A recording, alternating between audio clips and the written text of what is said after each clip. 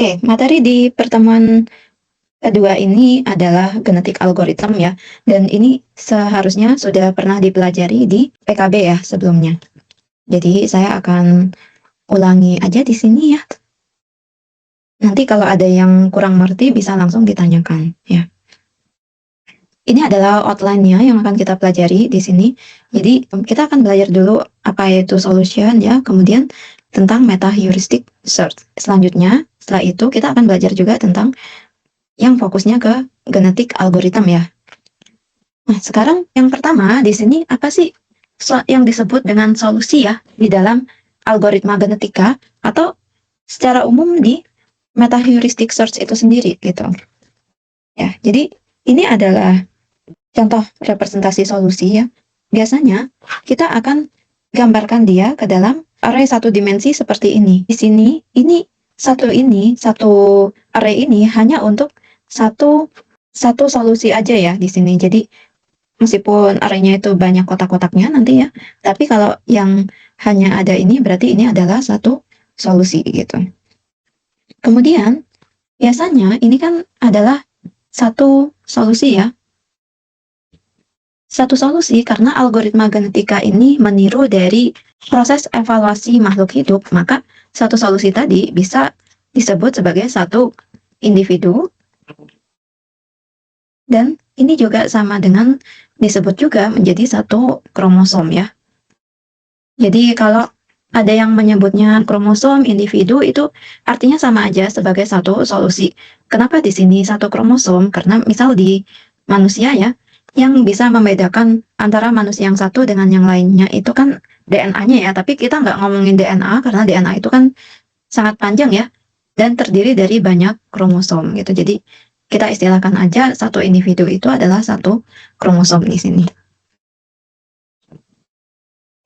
Nah, berarti hal yang paling pertama yang harus kita lakukan ketika kita menemui permasalahan ya yang akan diselesaikan dengan algoritma genetika, kita harus merepresentasikan si solusinya itu menjadi satu dimensi tadi ya, array satu dimensi tadi seperti ini gitu ya.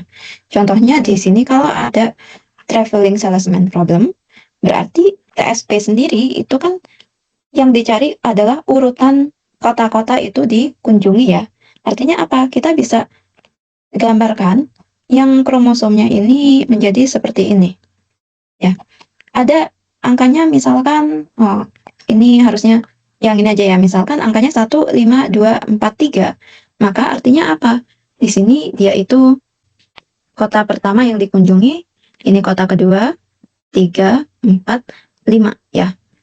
Terus artinya kalau di sini ada 5 kota, berarti kromosomnya itu maksimal sampai urutannya 5 kota gitu ya. Dan ingat, traveling salesman problem kan harus balik lagi ke kota awal, berarti ini harus balik ke 1 gitu. Ini untuk nanti ya perhitungan fitnessnya. Tapi satunya ini tidak kita tuliskan seperti itu. Dan karena TSP sendiri itu sendiri nggak boleh ada kota yang dikunjungi lebih dari 1 kali atau nggak boleh juga ada yang di skip ya. Maka untuk masing-masing kota di sini kemunculannya harus tepat 1 kali gitu. Ini untuk TSP dan kalau ini untuk optimasi matematika ya. Ini harusnya sudah menjadi tugas di semester sebelumnya. Jadi di sini kita tahu variabelnya itu XI ya. Dan XI itu dipengaruhi oleh jumlahnya itu tergantung dimensinya.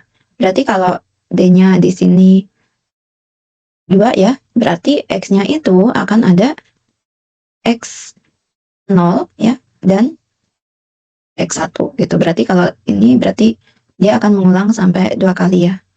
Gitu. Nah, harusnya kan kalau kasusnya seperti ini kita bisa menurunkan fungsi ini ya untuk mencari solusi optimumnya gitu.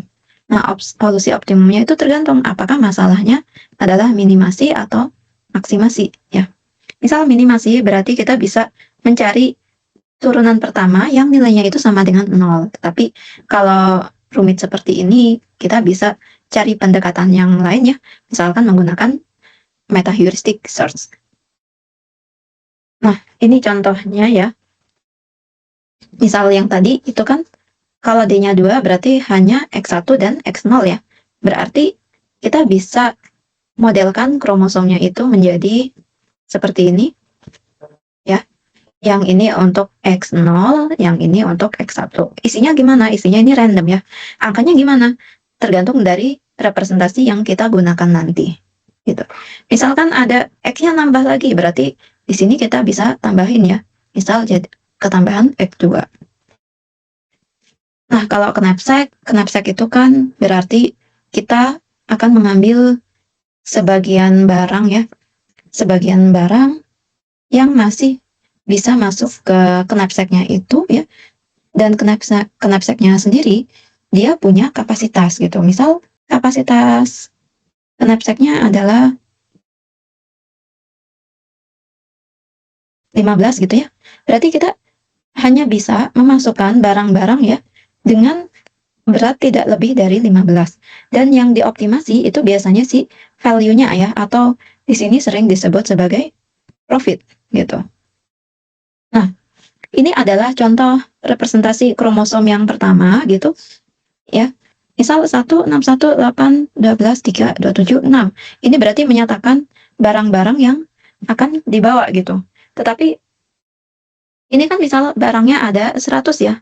Nah, misal kalau kapasitasnya kita naikkan misalkan 50 gitu ya. Dan di sini kelihatannya bobotnya itu kecil-kecil. Berarti kan kalau hanya disediakan berapa ini 7 kotak ya, maka masih ada sisa kapasitasnya gitu. Yang lebih bagus lagi gimana untuk representasi kromosomnya ya.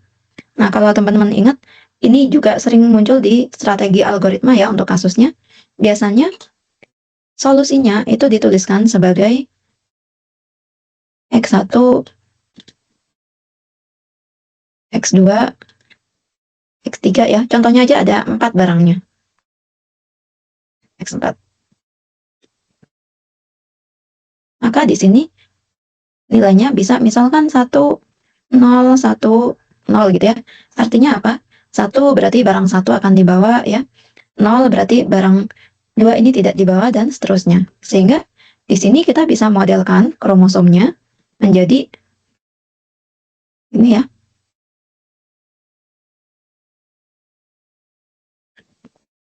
Nah, ini misal untuk barang 1, barang 2, 3 sampai barang N ya.